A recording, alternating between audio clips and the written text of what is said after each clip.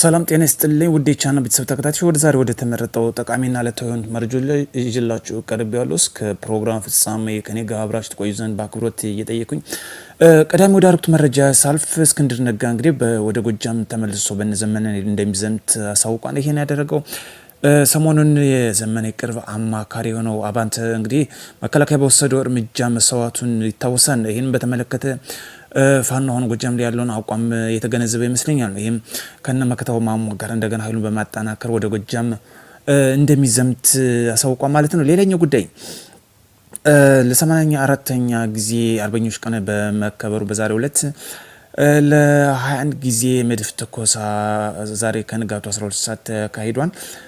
ይህን በድጋሚ እንኳን አደረሳችሁ እያልን በትናንትናው ዕለት በተካሄደው 116ኛው ፖሊሶች ቀን በማክበር ላይ ጠቅላይ ሚኒስትሩ መልእክታቸውን ማስተላልፏል። በመልእክታቸውም እንግዲህ ትናንት የምንጠብቃት ኢትዮጵያ ብሔራዊ ጥቅም ሰላምና አንድነት ለማረጋት ከወንድም ከጎረቤት ህዝቦች ጋር በትብብር መስራት ከዛ ያለፈ ነገር ካለ ግን በኢትዮጵያ አርበኝነት ታሪካችን ኢትዮጵያን ጥቅም ማስጠበቅ የሁል ጊዜ ስራችን ሊሆን ይገባን ሲል ጠቅላይ ሚኒስትር ዶክተር አብይ አህመድ መልእክታቸውን አስተላልፏል። ይህን ያስተላልፉት እንግዲህ በትናንትናው ዕለት ለ116 ጊዜ በተከበረው ፖሊስ ፌደራሎች በተገኘበት ላይ ነው መልእክታቸውን ያስተላልፉት።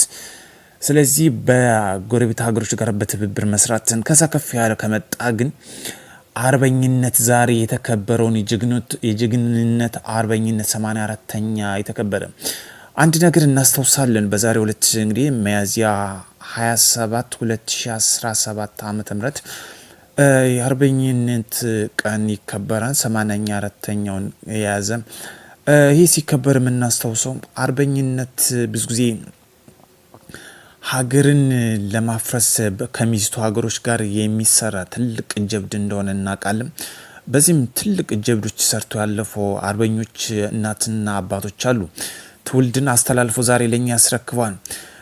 ዛሬ ግን ቆም ብለን ስናስታውስ አንድ ከጎጥ ይነሳና እኔ አርበኛ ነኝ ይላል። ላብነት ያህል ማንሳት እንችላለን። እነ ዘመንን፣ እነ ማርሸት፣ እነ ሀብቴ፣ እነ መከታው እያልን እነ ጃልማሩ እያልን እነዚህ የጎጥ ወይም የቀበሌ ወይም ደግሞ የሰፈር ጌቶች ይነሱና አርበኛ ነን ይላሉ። አርበኞች ጀብድ የሰሩት ሀገርን ከሚያጠፋ ከሚነሱ ጎረቤት ሀገሮች ወይም አልፍ ሲል ባህር ማዶ ተሻግሮ ከመጡ ሀገሮች ጋር ነው። ሀገራችን ኢትዮጵያን የምናስታውሳ በዚህ ነው። አድዋን የምናስታውሰው አርበኞች እያልን የምንዘክርላቸው ዛሬም ሀገራችን ከዚህ ከማፈራረስና ከመውረር ከወራሪነት የታደጉ በመሆናቸው ነው። ዛሬ ግን እነዚህ ከሰፈር ይነሱና አርበኛ ነኝ አርበኛ ዘመነ በሶሻል ሚዲያ ሲዘዋወር እናያለን። በጣም ይገርማል።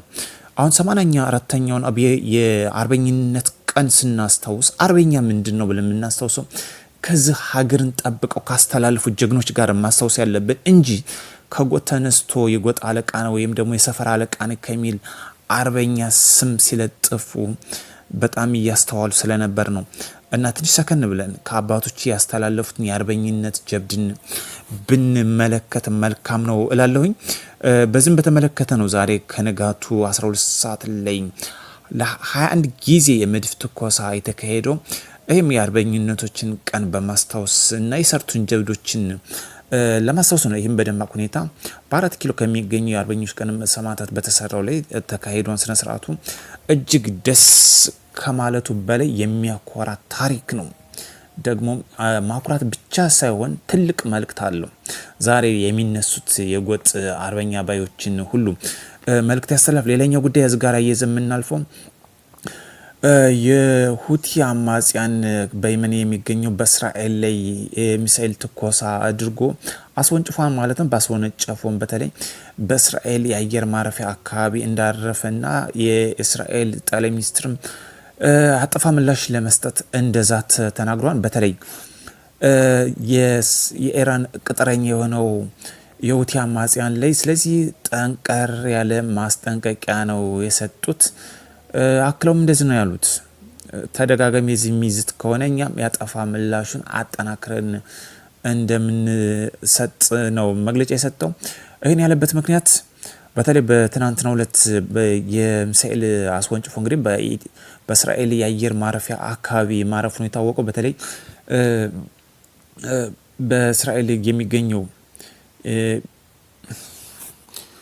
በተለይ ቤንጉሪዮን ተብሎ የሚታወቀው የእስራኤል የአየር ማረፊያ አካባቢ እንዳረፈ ነው የተሰማው። ይህን አስመልክቶ ነው እንግዲህ የእስራኤል ጠቅላይ ሚኒስትር ቤንያሚን መልእክታቸውን ያሳልፍ። ሌላኛው ጉዳይ የሻዕቢያ ዋና ቃል አቀባይ የማነ ገብረ መስቀል ፍራቻ አዘል መልእክታቸውን ማስተላለፏን ስለ ኢትዮጵያ ላይ ያለውን በተለይ በሶሻል ሚዲያዎች የሚዘዋወረው ኤርትራ ሉዓላዊ ሀገር ነች፣ ስለዚህ ኤርትራን ሉዓላዊ ሀገር የሚዳፈር ማንኛውም እያለ በተለያየ እንግዲህ በተለይ የኢትዮጵያ ሶሻል ሚዲያዎች የሚጠቀሙት ማንኛውም ወይም ፖለቲካ አራማጆችን ኤርትራን ለመሰልቀጥ ያሰበ እና ሉዓላዊነትን የመዳፈር ሁኔታ ነው በማለት የፈራበትን ወይም ደግሞ ፍራቻ አዘል መልእክታቸውን አስተላልፏል። ኢትዮጵያ የማትደራደርበት አሁን ሉዓላዊነት ህልውና ጉዳይ የሆነው የባህር በር ጉዳይ የማይቀር ጉዳይ መሆኑን የተመለከተ ይመስላል። በተለይ የትንኮሳ አካሄድም ሲያካሄድ የነበረው አሁን ግን በተለይ የኢትዮጵያ ድንበር አስፍሮት የነበረውን ወደ ኋላ ያሸሸበት ሁኔታም ተመልክተናል። ትንኮሳ የማያዋጣ ሁኔታ የተመለከተ ነው የሚመስለው። በተለይ ደግሞ በሶሻል ሚዲያ በተለያየ በዓለም አቀፍ አልጀዚራን ጨምሮ ባለፈው ተመልክተናል። አምባገነናዊ መንግስት ነው ያለው አልጀዚራ ላይ እንደተመለከት ነው። ስለዚህ በተለይ እነዚህ አንጋፋ የሆኑት ኢንተርናሽናል ጋዜጠኞችና ሚዲያዎች ስላወገዙትና ደግሞ የሚመጣው መዘዝ ትንሽ የሰጋ ይመስለኛል። ይህ ፍራቻ አዘል የማነ ገብረ መስቀልም የተናገሩት። ስለዚህ ኢትዮጵያ ወደፊት የማትራመድበት ደግሞ ምንም የሚገድባት ኃይል አይኖርም። ምክንያቱም ይሄ የህልውና ጉዳይ ስለሆነ። ነገር ግን አንድ ማሰብ ያለንበት እነዚህ የሰፈር አርበኛ ባዮችን በተመለከተ ሌላኛው እስክንድር ነጋ እንደሚዘምት አሳውቋል። በተለይ በግፍ ከጎጃም ምድር እንደወጣ እናስታውሳለን። አሁን ደግሞ ተመልሶ ወደ እንደሚመጣ ነው የተናገሩት። ይህን የተናገሩት በተለይ የዘመነ ካሴ